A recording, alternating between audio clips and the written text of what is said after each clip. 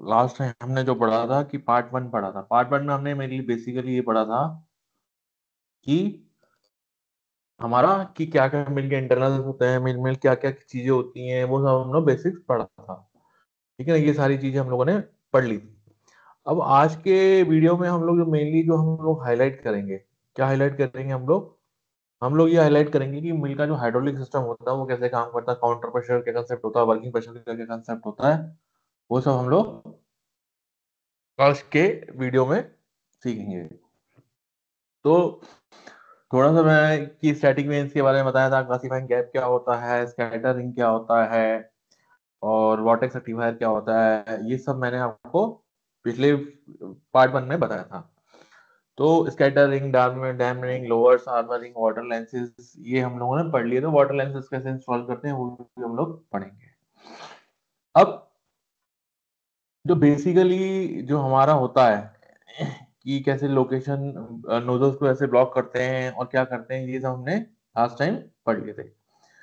अब आता है कि जब हम लोग हाइड्रोलिक्स की बात करते हैं, हाइड्रोलिक्स में जब हम लोग बात करते हैं, तो सबसे पहले एक कंसेप्ट होता है कि क्या होता है कि वर्किंग प्रेशर क्या होता है, काउंटर प्रेशर क्या होता है। सबसे पहले तो दो चीजें अगर मैं लोहे की मिल्स के बारे में बताता हूँ, तो लोहे की मिल्स में जो मेनली इंपॉर्टेंट जो ध्रुव होता है, एक होता है वर्किंग प्रेशर आपका, और एक होता है आपका काउंटर प्रेशर कंसेप्ट।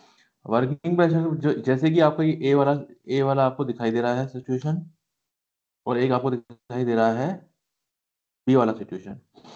अब आपको ए वाली सिचुएशन में क्या दिखाई दे रहा है कि आपको इस वाले में दिखाई दे रहा है कि ये पिस्टन है मेरा, इस पिस्टन में मेरा जो ऑयल है वो उसको ऊपर की तरफ लेके जा रहा है, मतलब मेरा पिस्टन ऊपर की तरफ जा रहा है, और इसमें मेरा जो पिस्टन है बी ऑप्शन में, पिस्टन डाउन की तरफ जा रहा है।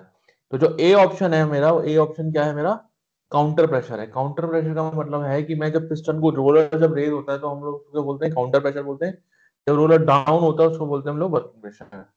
होता क्या है कि बेसिकली कि आपका जब रोलर रेस होता है, तो रोलर रेस की जैसे में क्या होता है कि यहाँ से आपका ऑयल जो होता है, ऑयल जो होता है काउंटर लाइन से होते हुए सिलेंडर में जाता है, और जो ऊपर वाला ऑयल है वो वापस से किस में चला जाता है, ब्लेडर अक्यूमुलेटर में चला जाता है, कंप्रेस कर देता है। दूसरा क्या होता है कि इसमें जो ए लिखा है, जैसे मैं अभी हाइड्रोलिक्स पढ़ाऊंगा, तो ए जो होता है हमेशा किसकी लाइन के लिए होता है, ये होता है वर्किंग प्रेशर लाइन के लिए। और जो जी हम लोग डिनोट करते हैं वो किसके लिए करते हैं हम लोग, काउंटर प्रेशर की लाइन के लिए। मतलब अगर आप जब हाइड्रोलिक्स देखोगे इसका, तो हाइड्रोलिक्स में आपको दो चीजें मिलेंगी, एक मिलेगा ए और एक मिलेगा जी। तो ए जो हमेशा रहता है वो वर्किंग प्रेशर के लिए रहता है रिप्रेजेंट, जी रहता है वो काउंटर प्रेशर के लिए रहता है। तो काउंटर प्रेशर में क्या होता है कि रोलर क्या रहता है आपका, रेस होता है, ऑयल आपका जाता है। अब जैसे कि रोलर डाउन होना है, तो रोलर डाउन में क्या होता है, ऑयल आपका निकलकर पिस्टन एक्यूमुलेटर से होते हुए वापस से टैंक में चला जाता है, और वापस से ब्लैडर एक्यूमुलेटर से होते हुए ऑयल आता है। तो जो मेन ब्लैडर एक्यूमुलेटर हुए, पिस्टन एक्यूमुलेटर वो हुए, वो क्या करते हैं, एक तरीके से बफर की तरह काम करते हैं। इनका जो मेन फंक्शन जो होता है पिस्टन एक्यूमुलेटर का और ब्लैडर एक्यूमुलेटर का, वो क्या करते हैं, ऑयल को रिजर्वायर की तरह काम करते हैं। कि मैं हाइड्रोलिक टैंक से मेरा ऑयल ब्लैडर एक्यूमुलेटर में आया, ब्लैडर एक्यूमुलेटर से पिस्टन में आया, पिस्टन से होते हुए आया। तो ये जो ए और बी वाली जो सिचुएशन है, उसको ए वाले को हम बोलते हैं वर्किंग प्रेशर, और बी वाले को बोलते हैं, तो वर्किंग प्रेशर का मतलब है कि टायर आपका रोलर डाउन की तरफ जाएगा, और काउंटर प्रेशर में क्या होगा, आपका रोलर अप की तरफ जाएगा। तो ये अगर आपको क्लियर नहीं होगा तो आपको कभी भी होता है। अब दूसरा आता है कि इसका हाइड्रोलिक का वर्किंग कैसे होता है।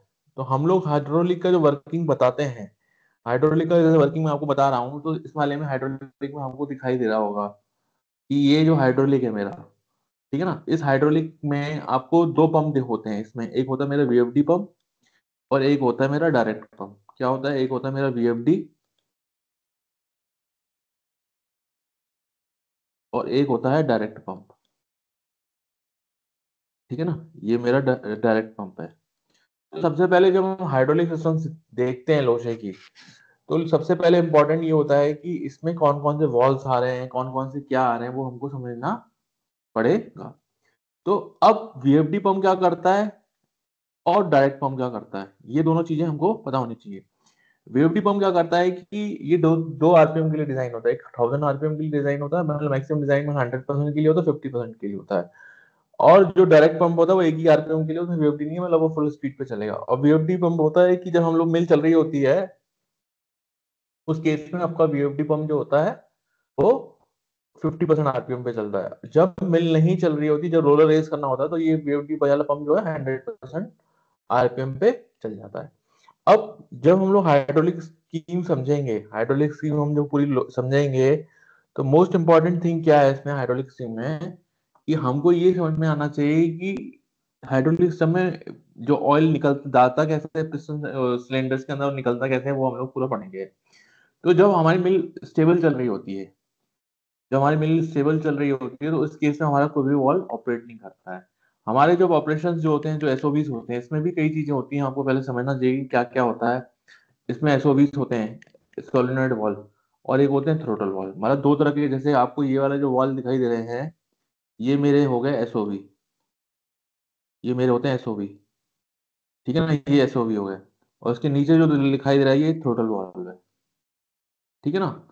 अब क्या होता है कि एक एसओबी होते हैं, थ्रोटल वॉल्व होता है। अब जैसे कि हम लोगों को पता होता है कि थ्रोटल वॉल्व क्या होते हैं, थ्रोटल वॉल्व का मतलब होता है कि जो लोअर टेम्पर होते हैं, जिसको हम लोग एडजस्ट करते हैं फ्लो को।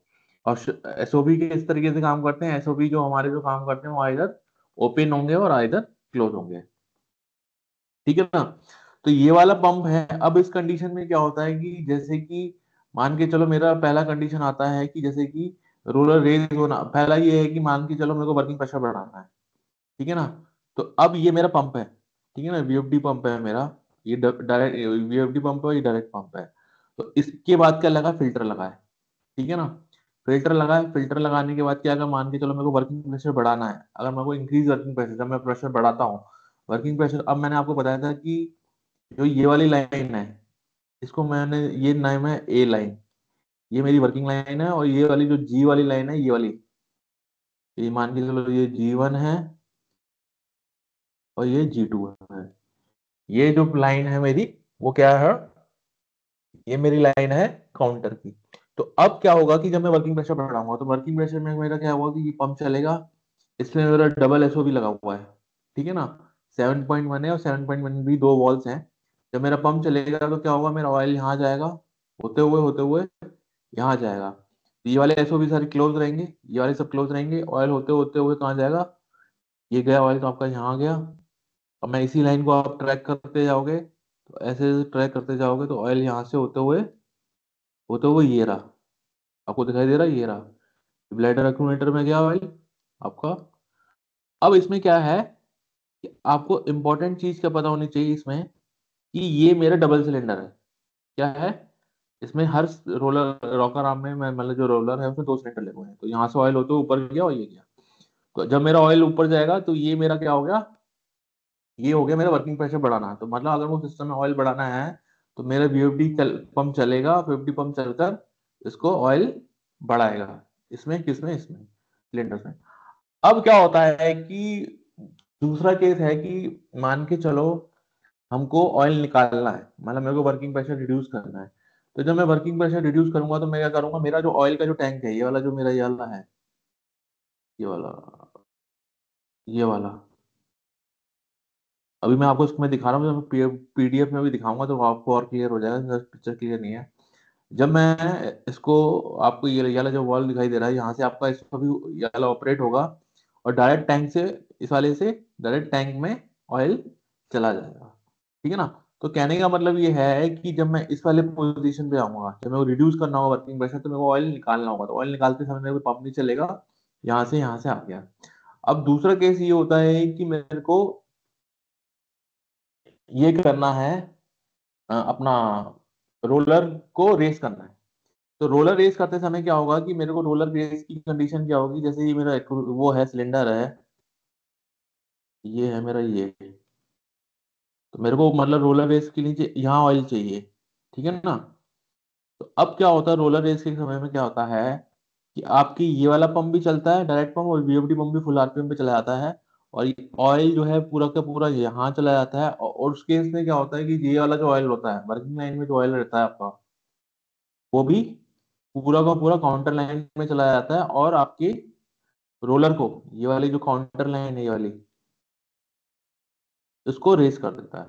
तो मोस्ट इंपॉर्टेंट थिंग क्या होता है, जब मेरे को हाइड्रोलिक सिस्टम में जब मैं बात करता हूँ, अगर मेरे को रोलर रेस करना है, रोलर रेस में क्या हुआ कि मेरा जो वीएफडी पंप है और डायरेक्ट पंप है, वो दोनों चलेंगे फुल स्पीड पे। और वो क्या करेंगे, चलकर ऑयल डालेंगे, और जो वर्किंग लाइन का जो ऑयल होगा वो इन दोनों एसओवी से, ये जो एसओवीज हैं दोनों, इन दोनों एसओवी से होते हुए, वर्किंग लाइन से होते हुए मेरा चला जाएगा, मतलब पूरा का पूरा ऑयल किस में चला जाएगा, अपना काउंटर लाइन में। अब एक और कंडीशन आती है कि मान के चलो मेरे को रोलर, ये तो मेरा रोलर रेस की कंडीशन है, रोलर रेस के लिए मेरे को मैक्सिमम प्रेशर देना पड़ता है, इसलिए मेरे को दोनों ऑयल चलते हैं। अब एक और कंडीशन आती है कि मान के चलो मुझे रोलर लोअरिंग करनी है। तो रोलर लोअरिंग करने में क्या होता है कि आपको जो आपके जो रोलर रेस हो चुके हैं, तो उस केस में आपको ऑयल निकालना है। तो आपकी ये जो आपको रोलर लोअरिंग के समय जो 7.3 और 7.4 के जो एसओबीस होते हैं वो ऑपरेट होते हैं, और पूरा का पूरा ऑयल आपका सिस्टम में निकल जाता है। ठीक है ना। तो कहने का मतलब ये है कि आप जब ऐसा कोई भी जब फ्लो हाइड्रोलिक सिस्टम पढ़ते हैं किसी भी सप्लायर का, तो आपको नीचे यहाँ पर दी होती है टेबल, इसमें कंडीशन दी होती है कौन कौन से वॉल्व ऑपरेट होते हैं। तो सबसे इंपॉर्टेंट चीज यहाँ पर ये है कि आपको ये पता होना चाहिए कि मेरे कौन एसओवी का काम क्या होता है, थ्रोटल वॉल्व का काम क्या होता है, और मेरा ऑयल कहाँ जा रहा है।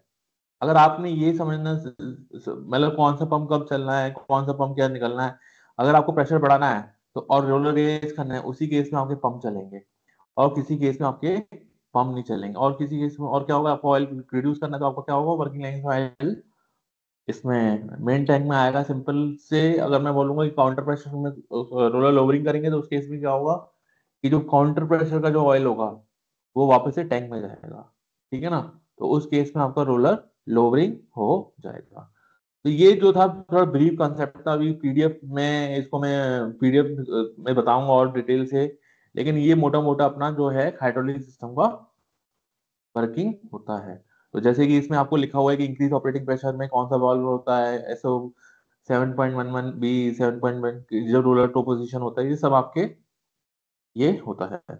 इसमें एक और चीज होती है, इसमें होता है बाईपास वाल्व भी होते हैं। जैसे कि मान के चलो मेरे को मिल का मेंटेनेंस लेना है, जब मेरा सिस्टम एनर्जाइज नहीं है, तो ये मेरा जो है 5.2 और ये वाले जो बाईपास वाल्व होते हैं, इनको हम लोग ओपन कर लेते हैं। जो बाईपास वाले, जैसे मान लो मेरे को सिस्टम से वर्किंग लाइन से ऑयल निकालना है, तो मैंने जो बाईपास वाले उसको ओपन कर दिया और ये वापस से सिस्टम में आ गया। सिमिलरली काउंटर लाइन में वो खाली करनी है, तो काउंटर लाइन सब होते हुए कि मैंने ये बाईपास वाला ओपन किया और पूरा का पूरा ऑयल मेरा आ गया। तो ये सारी चीजें अपने को पता होनी चाहिए कि बाईपास वाल क्या होता है, काउंटर वाल क्या होता है, कहाँ पे आरटीडी लगी है, ये सब कुछ हमको पता होना चाहिए। उसके बाद एक और चीज आती है रोलर लुब्रिकेशन। तो रोलर लुब्रिकेशन सिस्टम जो होता है, लुब्रिकेशन सिस्टम में हमेशा एक चीज याद रखिए, कोई भी अगर आप लुब्रिकेशन सिस्टम पढ़ रहे हैं, तो कोई भी लुब्रिकेशन सिस्टम पढ़ते समय आपको ये पता होना चाहिए कि ये पता होना चाहिए कि कौन सा अपना सक्शन पंप है, कौन सा डिस्चार्ज पंप है। मेनली जब रोलर की जो रॉकर आर्म की जो बेयरिंग होती है, रॉकर आर्म की जो बेयरिंग होती है उसमें हम लोगों को ऑयल सर्कुलेट कराना पड़ता है, एक मिनिमम ऑयल लेवल मेंटेन करना पड़ता है किसी भी बेयरिंग के लिए। ठीक है ना।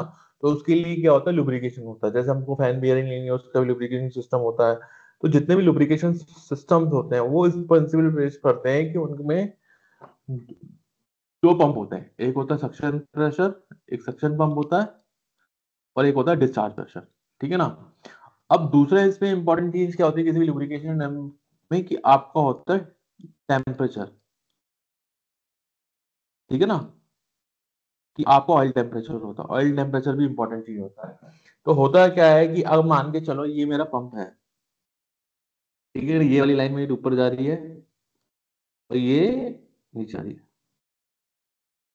अब अपना जो मिल्स होता है, जैसे तीन अगर मान लो रोलर है तो तीन लुब्रिकेशन सिस्टम हो, हर एक बेयरिंग का एक एक लुब्रिकेशन सिस्टम मेरा होगा।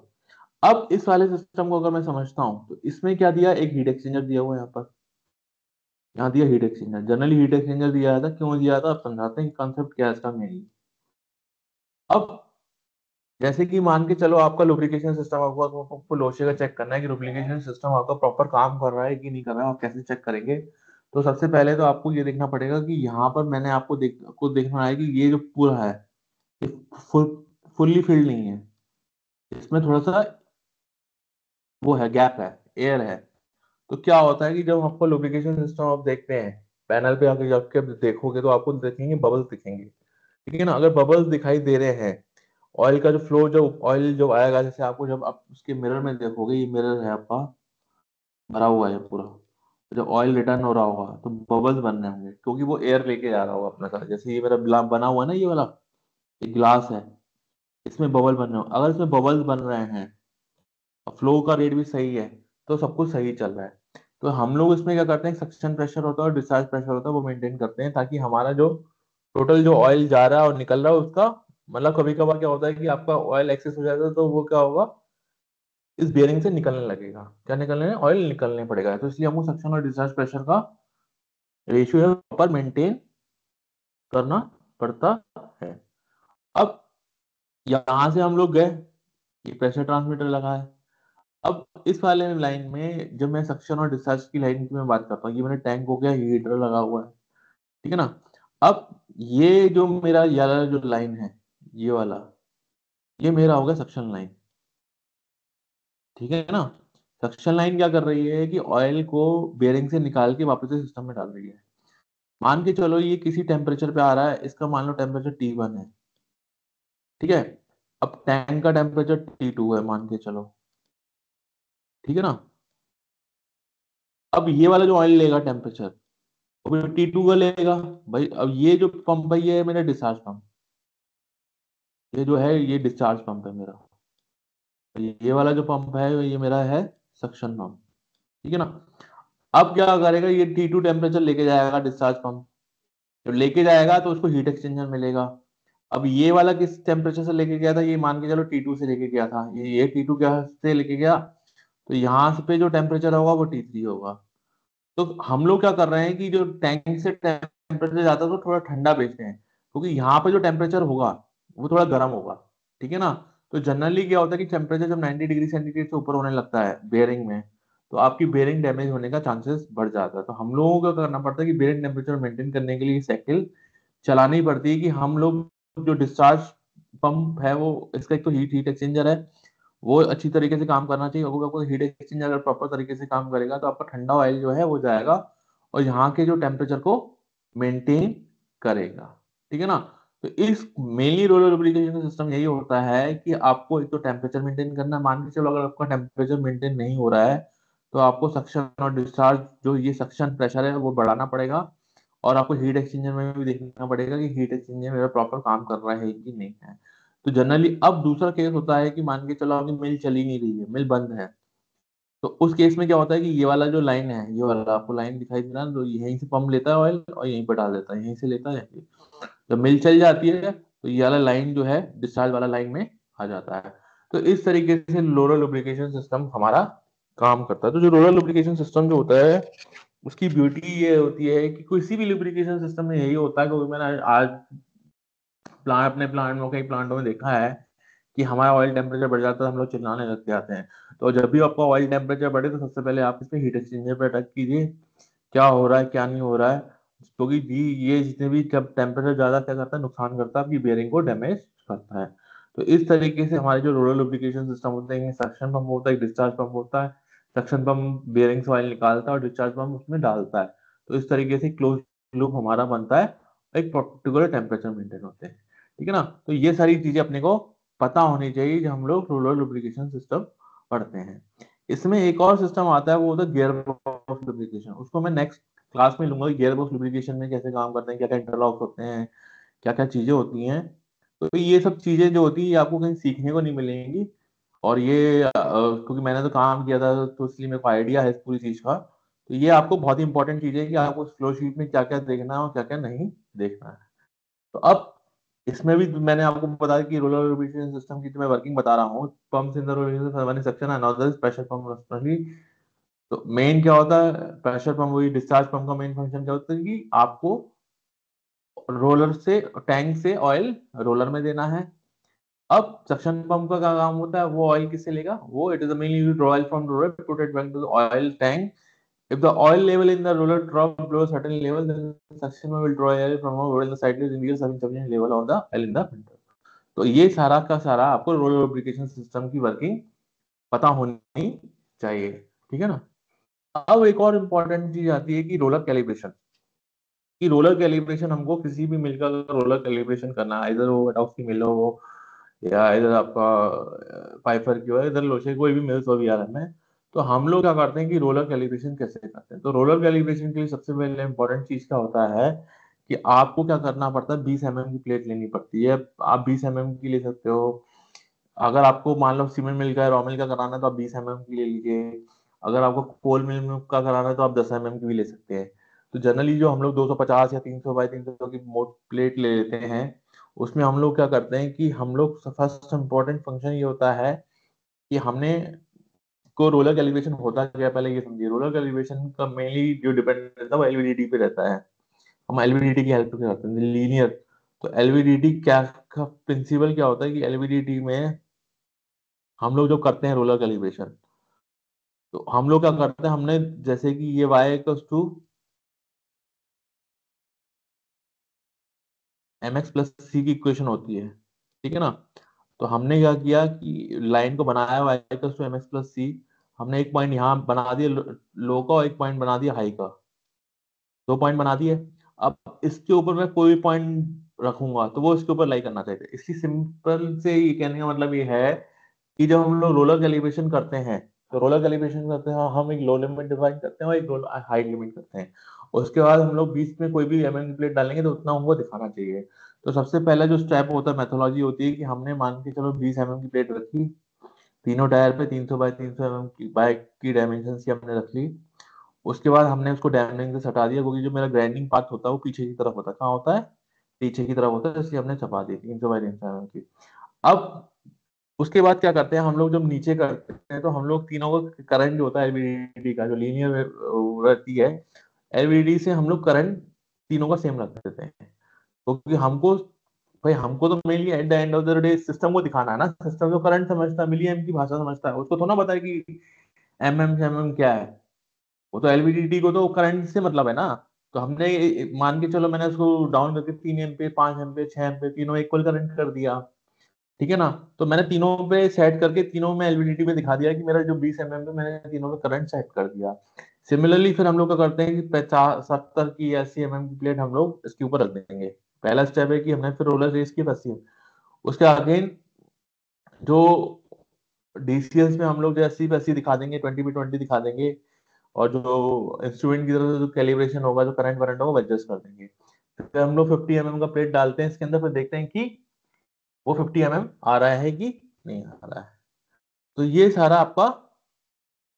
ये आपका पूरा का पूरा प्रोसीजर है। आप देख सकते हैं, इसमें फोटो भी ले सकते हैं कि कैसे हम लोग करते हैं। तो ये रोलर कैलिब्रेशन का आता है।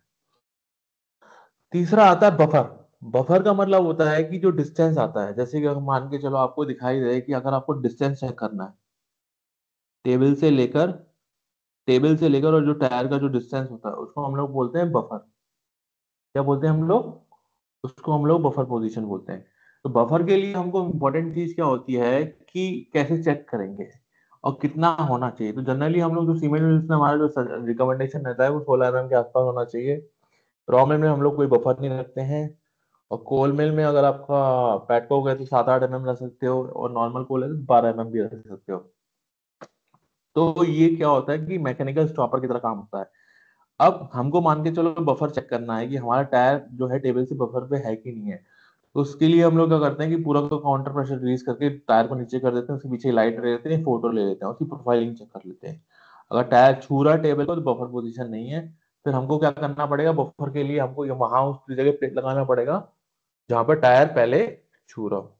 तो ये सारे के सारे पोजीशन, ये सारे के सारे पॉइंट्स क्या हैं, आपको बफर के चेक करने के हैं। और जनरली हम लोग क्या करते हैं, क्या चेक करते हैं कि कोई भी हम लोग जो वीआरएम होती है, वीआरएम में हम लोग क्या करते हैं कि जो सपोर्ट, जैसे कि मैंने भी उस दिन भी बताया था कि जैसे कि ये मेरा डैमरिंग है, ठीक है ना। ये मेरा डैमरिंग है तो हम लोगों को क्या करना पड़ता है, तो ये मेरा टायर है मान के चलो। तो ये वाला जो डिस्टेंस होता है डैमरिंग से टायर का, वो हम लोग मेजर करते हैं। तो जनरली वो डिस्टेंस जो डैमरिंग से टायर का आपका जो डिस्टेंस है वो वेरी करना चाहिए 5 से 25 mm तक मान के चलो। अगर ज्यादा डिस्टेंस होगा तो क्या होगा, मटेरियल वापस से एक्यूमुलेट होगा वहां पर। एक्यूमुलेट होने से क्या होगा, फिर से आपकी ग्राइंडिंग होगी और आपके वाइब्रेशन बढ़ेंगे। तो ये सब चीजें मैंने आपको उस दिन बताई थी कि हम लोग लेते कैसे, इसको हम लोग मेजर करते हैं कि टायर से मेरा सपोर्ट रिंग का डिस्टेंस कितना है। उसके बाद इंपॉर्टेंट चीज आती है कि वेयर मेजरमेंट। तो वेयर मेजरमेंट अगर हमको किसी भी मिल का लेना हो तो हम लोग वेयर मेजरमेंट कैसे लेते हैं? तो वेयर मेजरमेंट के लेने के लिए सबसे इंपॉर्टेंट चीज है कि आपका जो स्केल है वो पैरेलल होना चाहिए। जब हमने पैरेलल होना चाहिए, और उसके बाद जो हम लोग जीरो, सबसे पहले जब हम लोग नया टायर लगाते हैं तो नया टायर में हम लोगों को करना पड़ता है, जीरो वेयर लेना पड़ता है। तो जीरो वेयर लेने के लिए हमको ये देखना पड़ता है कि ये जो मेरा स्केल है ये पैरेलल होना चाहिए। तो एक्चुअली स्केल पहले बनाना पड़ता है। तो स्केल बनाने के लिए क्या करना पड़ता है, जैसे कि ये मेरा टायर है तो मैं इसके ऊपर 10 mm की प्लेट रख दूंगा, 10 mm के ऊपर मैंने स्केल रख दिया, ताकि ये जो स्केल है वो टायर से पैरेलल रहे। तो उससे क्या होगा कि अब मेरी फिर जो रीडिंग आनी चाहिए, जब मैं फोटो लूंगा, आपको फोटो में दिखाई दे रहा है कि ये स्केल पूरा पैरेलल में है। तो जब मैं रीडिंग लूंगा यहाँ से यहाँ तक, यहाँ से यहाँ तक, यहाँ से यहाँ तक, यहाँ से यहाँ तक, कोई भी रीडिंग लूंगा वो मेरी जीरो रीडिंग होगी। तो जीरो रीडिंग में आपकी 6 mm, जैसे 10 mm पे आपने पैरेलल की तो वो 8 mm भी आ सकती है, 9 mm भी आ सकती है, 7 mm भी आ सकती है, 6 mm, कुछ भी है, उसको आपको मेंशन करना है। उसके बाद हम लोग जो हम लोग वेयर मेजरमेंट चालू करते हैं वो कहाँ से यूज करते हैं? बिगर डायमीटर से लेकर स्मॉलर डायमीटर से हम लोग वेयर मेजरमेंट चालू करते हैं। सिमिलरली जैसे कि ये मेरा है आपका वो है टेबल का वेयर मेजरमेंट लेना। तो टेबल का वेयर मेजरमेंट के लिए सबसे पहले आपको क्या करना पड़ेगा? आपको बिगर डायमीटर से लेकर इसमें, तो इसके लिए आपको क्या करना पड़ेगा? आपको फोन होगा या स्प्लिट लेवल ले लीजिए। तो ये पहले आपको देखना पड़ेगा कि सेंटर में है कि नहीं है। स्प्लिट लेवल लेकर आपको इसके ऊपर रखना पड़ेगा और ये 0 बाय 0 आना चाहिए, तभी आप लोगे। तो ये सारी चीज आपको करनी पड़ेंगी। उसके बाद आपको टायर प्रोफाइल कैसे लिखते हैं ये सब आपको पता होना चाहिए। जैसा मैंने ये देखो, ये आपको टायर प्रोफाइल दिखाई दे रही है, ये कैसे है? तो आपका जब अगर ये डिस्टेंस बहुत ज्यादा बढ़ रहा है, मान के चलो, अब इसमें क्या है कि थोड़ी डिस्टेंस ठीक है, मतलब टायर प्रोफाइल ठीक लग रही है। अगर ये आपका डिस्टेंस जो है टेबल से टायर का डिस्टेंस बहुत ज्यादा है, तो उसका मतलब आपका टायर बहुत ज्यादा वेयर हो चुका है। जब आपका वेयर हो गया है तो उसकी एफिशिएंसी ऑटोमेटिकली कम हो जाएगी। तो इस तरीके से हम लोग टायर प्रोफाइल चेक करते हैं। इसमें हम लोग क्या करेंगे, लाइट लगाएंगे, नीचे से फोटो ले लेंगे और इस तरीके से हम लोग चेक करते हैं। क्लियरेंस मैंने बता ही दिया। अब मान के चलो how to check the material distribution test. Material distribution test हम लोग कैसे करते हैं?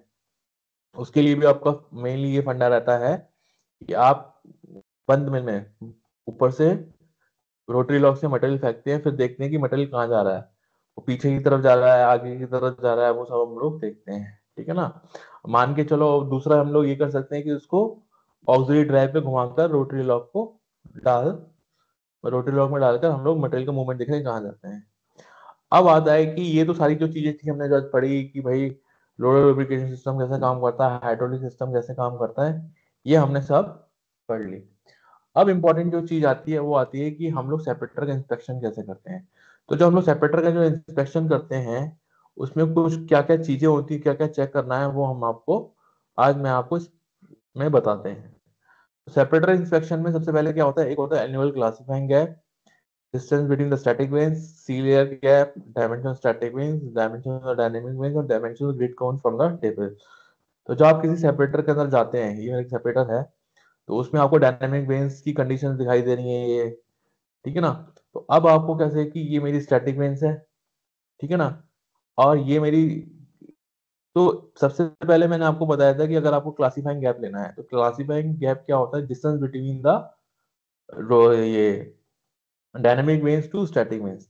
तो मैं क्या करूंगा, डायनेमिक वेन्स में ये मेरी, जैसे मान के चलो डायनेमिक वेन्स है, तो मैंने क्या किया, इस डायनेमिक वेन्स के ऊपर, ये मेरी डायनेमिक वेन्स है, मैंने एक स्केल रख दिया, से रॉड रख ली, और ये मेरी मान के चलो स्टैटिक वेन्स है। तो मेरे को ये वाला जो डिस्टेंस चाहिए, ये वाला, ठीक है ना? तो ये मेरी डायनेमिक वेन्स डी हो गई, और ये मेरी एस हो गया, और ये मेरा, मैंने रॉड रख लिया मान के चलो। ठीक है? तो ये जो जो डिस्टेंस है आपका, ये वाला स्टैटिक वेन्स और डायनेमिक वेन्स का, तो ये मेरा क्या हो गया, ये क्लासीफाइंग है। उसके बाद हम लोग वेन्स टू वेन्स गैप भी लेना पड़ता है। तो ये वेन्स टू वेन्स गैप लिया हम लोगों ने, ठीक है ना? इस पे स्टैटिक वेन्स की विड्थ लेनी पड़ती है इस तरीके से। ग्रिड कोन डिस्टेंस, तो जनरली ग्रिड कोन डिस्टेंस रॉमेल में हम लोग हमारे वेरी करते हैं 600 से लेकर 900 mm के ऊपर। और ये आपका डिपेंड करता है इनलैंड मॉइस्चर कितना मटेरियल का, उसके ऊपर भी आपका ग्रिड कोन डिस्टेंस डिपेंड करता है। अब आता है कि कई लोगों को सील गैप के बारे में पता ही नहीं है, बस थ्योरी में बता देते हैं कैसे करते हैं। तो सील गैप लेने का सबसे सही तरीका होता है, जैसे ये ओवरलैप प्लेट है मेरी और यहाँ पर मेरा ये रोटर है, तो अगर आपको सील गैप निकालना है तो आप कैसे निकालोगे? आपने ओवरलैप प्लेट का पूरा हाइट ले लिया और सील गैप का ले लिया, तो इन दोनों में जो डिफरेंस होगा वो मेरा क्या होगा? सील गैप होगा। तो जो डिफरेंस रहता है ओवरलैप प्लेट का और जो रोटर का, ओवरलैप से मेनली ओवरलैप प्लेट और रोटर का जो इक्वल डिस्टेंस होगा उसको हम लोग क्या बोलते हैं? सील गैप बोलते हैं। तो ये सारी जो चीजें ये आपको ड्राइंग देखेंगे तब जाकर आपको समझ में आएंगी। अब इम्पोर्टेंट जो चीज आती है कि मिल ऑप्टिमाइजेशन जो हम लोग करते हैं, मिल ऑप्टिमाइजेशन में हम लोगों को क्या क्या इंपॉर्टेंट चीजें होती हैं वो हमको पता होना चाहिए। अब मिल ऑप्टिमाइजेशन में सबसे इंपॉर्टेंट होता है कि हमको प्रेशर ड्रॉप प्रोफाइलिंग होनी चाहिए। सिस्टम रेजिस्टेंस का मतलब है कि मेरा प्रेशर ड्रॉप अक्रॉस मिल कितना है, मिल आउटलेट से फैन इनलेट प्रेशर ड्रॉप कितना है, फॉल्स एंड फिल्ट्रेशन कितना है, रोलर कंडीशन की वेयर रेट कितनी है, टेबल लाइनर कंडीशन।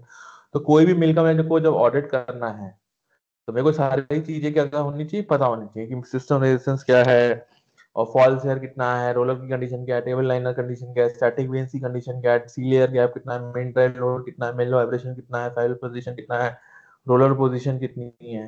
तो ये सारी जो चेकलिस्ट है ये आपको पता होनी चाहिए।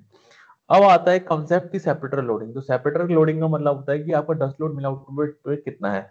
तो जनरली जब हम लोग मिल डिजाइन करते हैं तो हम लोग डस्ट लोड कर देते हैं। तो जनरली ये सब कुछ नंबर्स हैं जो आपको हमेशा याद रहेंगे। क्लिंकर मिल के लिए हमेशा जो डस्ट लोड रहता है वो 300 टू 315 रहता है।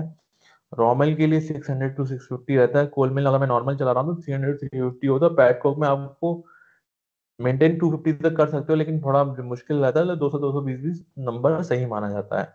तो डस्ट लोडिंग का मतलब होता है कि जब हम लोग कोई भी मिल डिजाइन करते हैं तो उसका मेन कंसेप्ट क्या रहता है? डस्ट लोडिंग ही रहता है कि हमारा कितना है।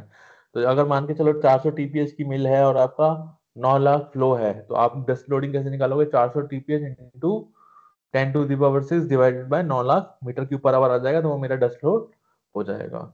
तो जनरली अगर आपको रेसिड्यू मेंटेन करना है किसी भी मिल में तो आपको हाई डस्ट लोड मेंटेन करना पड़ता है। दूसरा, जब मैं बात करता हूँ कि नोजल रिंग वेलोसिटी क्या होती है, तो नोजल रिंग वेलोसिटी होती है कि minimum amount of velocity required to lift the material in such a way that reject should be minimum. तो nozzle ring velocity generally 45 to 45 4 से 45 रहती है।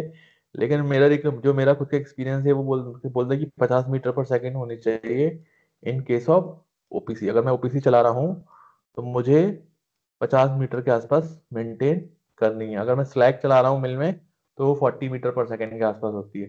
सिमिलरली रॉ मिल में मेरी रिकमेंडेशन रहती है 50 से 60 मीटर पर सेकंड।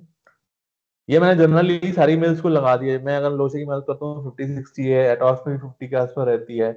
कोल मिल में जनरली हम लोग ज्यादा रखते हैं तो कि हम हमारा रिजेक्ट नहीं रहता, तो 60 मीटर पर सेकंड है। पैटकोक में 60 मीटर पर सेकंड है। तो ये कुछ नॉर्म्स हैं, ये आपको हमेशा पता होने चाहिए। ठीक है ना? अब आता है कि impact on nozzle ring velocity. तो आपको ये भी पता होना चाहिए कि जब मैं नोजल रिंग वेलोसिटी बढ़ाता हूँ तो मेरा क्या होगा। अब देखो, अब मेरा नोजल रिंग वेलोसिटी में बढ़ाते जा रहा हूँ तो उस केस में मेरा क्या हो रहा है, रिजेक्ट तो कम होता जा रहा है, लेकिन मेरा जो प्रेशर ड्रॉप होगा क्रॉस द नोजल वो बढ़ जाएगा। तो आप लोगों को ज्यादा नोजल रिंग वेलोसिटी भी नहीं रखनी। अगर आप ज्यादा नोजल रिंग वेलोसिटी रखोगे तो आपका प्रेशर ड्रॉप क्या हो जाएगा, बढ़ जाएगा। अब आता है कि वीआरएम का हीट बैलेंस हम लोग कैसे करते हैं। तो जो हम लोग वीआरएम का हीट बैलेंस की बात हम लोग करते हैं, तो किसी ने पूछा था कि सर हम लोग हीट बैलेंस करते हैं तो मेन ड्राइव का लोड नहीं लेते हैं, मेन ड्राइव का लोड लेते हैं तो क्यों लेते हैं? देखो, कोई भी अगर आप हीट बैलेंस करते हो तो मैं कई बार मैंने आपको भी बताया है कि आपको सिस्टम बाउंड्री डिफाइन करनी पड़ेगी। तो सबसे पहले मैंने आपको जो पायरो के भी वीडियो डाले थे, अभी भी मैं वीडियो डाल रहा हूँ, तो आपको सबसे पहले क्या करना पड़ेगा, सिस्टम। तो आपने क्या किया, सिस्टम बाउंड्री डिफाइन की। अब इस सिस्टम बाउंड्री में आपको डिफाइन करना है कि क्या क्या मेरे इनपुट है और क्या क्या आउटपुट है। अब मान के चलो जब मैं वीआरएम में करता हूँ तो मैं आपको मेन ड्राइव से मेरी हीट जाती कि नहीं आती? अगर मैं इनपुट एनर्जी पूछूंगा तो मेरी इनपुट एनर्जी कौन कौन सी जाती है बताओ? इनपुट एनर्जी मेरी वहां से भी जाएगी, आपको मटेरियल की सेंसिबल हीट भी जाएगी, जो गैसेस जाएंगी उनकी भी सेंसिबल हीट जाएगी, जो मेन ड्राइव का पावर होगा वो भी तो इनपुट हीट देगा ना सिस्टम में, वो भी जाएगी। और आउटलेट में क्या जाएगी? तो आपको जब हम लोग हीट बैलेंस करते हैं तो हीट बैलेंस करते समय हम लोगों का जो मेन मेन सिस्टम बाउंड्री है वो हम लोग डिफाइन कर दिया। तो इस सिस्टम बाउंड्री के क्रॉस क्या क्या इनपुट है और क्या क्या आउटपुट है वो अपने को पता चलना चाहिए। जैसे इनपुट का क्या है, एच ए जी की गैसेस, एच ए जी से एक्स के जी पर और जा रहा है, एक्स से वाई पर के जी जा रहा है। तो अक्रॉस वी आर एम अगर मेरे को हीट बैलेंस करना है इसी के अक्रॉस, तो मेरे को इसके अक्रॉस क्या क्या इनपुट है, जेड के जी पर अवर मेरी हीट गैसेस जा रही हैं, ए मेरा आउटपुट निकल रहा है इसका, वाटर स्प्रे जा रहा है, ठीक है ना, और मटेरियल भी जा रहा होगा मिल के अंदर, तो यह मटेरियल भी जा रहा है, ये भी इनपुट है। तो इसके अक्रॉस क्या क्या इनपुट है और क्या क्या आउटपुट है वो अपने को देखने पड़ेंगे। तो इनपुट मेरे क्या है, feed with moisture, recirculation gases, hot blue gases from HAG, water spray और फॉल्स एयर। और प्रोडक्ट क्या है, milled outlet gases including water vapour और प्रोडक्ट। तो जब हम लोग करते हैं तो हमने क्या किया, केजी पर केजी मटेरियल हमारा फीड विद मॉइस्चर कितना है, रिसर्कुलेशन कितना है, गैसेस कितनी, हॉट फ्लू गैसेस फ्रॉम एचएजी क्या है, ये सब मेरी इनपुट हो गए, इसके रिस्पॉन्डिंग ये मेरे आउटपुट हो गए। अब मान के चलो मेरे को ओवरऑल एनर्जी बैलेंस करना है, तो ओवरऑल एनर्जी बैलेंस में कैसे करूंगा, sensible heat from raw material ले लूंगा, ठीक है ना, sensible heat from recirculation gases ले लूंगा, sensible heat of hot flue gases from HAG ले लूंगा, sensible heat from water spray ले लूंगा, सेंसिबल हीट फ्रॉम फॉल्सर ले लूंगा, हीट फ्रॉम मेंट्री। आउटपुट क्या आएगा, sensible heat of outlet gases, sensible heat of product, latent heat of vaporisation of water, sensible heat of water. तो ये मेरा क्या आ गया, किलो कैलोरी पर आवर में, ये इनपुट हो गए आउटपुट हो गए। तो इस तरीके से मेरे को हीट बैलेंस करना पड़ेगा। तो ये सारी जो कैलकुलेशन है आप फोटो ले सकते हो, कि अगर मेरे को कई लोग पूछेंगे तो वीआरएम का कैसे करते हैं, तो ये होता है वीआरएम बड़ा सिंपल होता है। आपको एमसीबी डेल्टा टी लेना है, गैस टेम्परेचर, रेफरेंस टेम्परेचर आप जीरो भी ले सकते हो, एम्बिएंट टेम्परेचर भी ले सकते हो। तो इस तरीके से आप पूरा का पूरा आप हीट बैलेंस कर सकते हो। इसी तरीके से आपको आउटपुट जो निकालनी है, वो आपको आउटपुट में भी आपको पता चल जाएगा कि क्या क्या latent heat of vaporisation, sensible heat of water. क्योंकि जब आपको वाटर उड़ेगा तो सबसे पहले आपको 0 to 100 जो भी टेम्परेचर होगा उससे जाएगा, उसके बाद लेटेंट हीट ऑफ वेपराइजेशन आपको देनी पड़ेगी। तो ये बहुत सिंपल है, कोई यार टफ नहीं है। फिर हम लोग क्या करेंगे, इनपुट और आउटपुट को इक्वल कर देंगे। जनरली हम लोग वीआरएफ का हीट बैलेंस करते हैं कि हम लोग जब फ्लैग लैग में चलाते हैं, हमारा फ्यूल कितना ज्यादा लग रहा है उसके लिए लगाते हैं, मॉइस्चर कंटेंट ज्यादा रहता है उसके लिए कितना हीट चाहिए उसके लिए हम लोग जनरली हीट बैलेंस करते हैं। यही मेन पर्पस होता है किसी भी वीआरएम का हीट बैलेंस करने के लिए। तो अभी आज के लिए इतना ही। और अच्छा लगा हो तो वीडियो को लाइक कीजिए, क्योंकि मैं भी नहीं टाइम निकाल के आपके लिए बनाया है। और नेक्स्ट में और थोड़ा और पढ़ेंगे आगे की, मिल ऑपरेशंस पढ़ेंगे, और आपका ये गियर बॉक्स के बारे में पढ़ेंगे, बहुत सारी चीजें पढ़ेंगे, ठीक है ना। और उसके थोड़ा टिल्ट पैड क्या होता है गियर बॉक्स के बारे में, और बहुत सारी चीजें जो लाइनर्स के बारे में पढ़ेंगे, वाइब्रेशन प्रोफाइलिंग कैसे करते हैं, लाइनर डिजाइन, तो सेफ्टी इंट्रोस पढ़ लेंगे कोल मिल का। तो आगे बहुत सारी चीजें जो एक और क्लास लगेगा इसमें। तो ये सब बेसिकली आपका है। तो आज के लिए इतना ही, तब तक के लिए बाय बाय।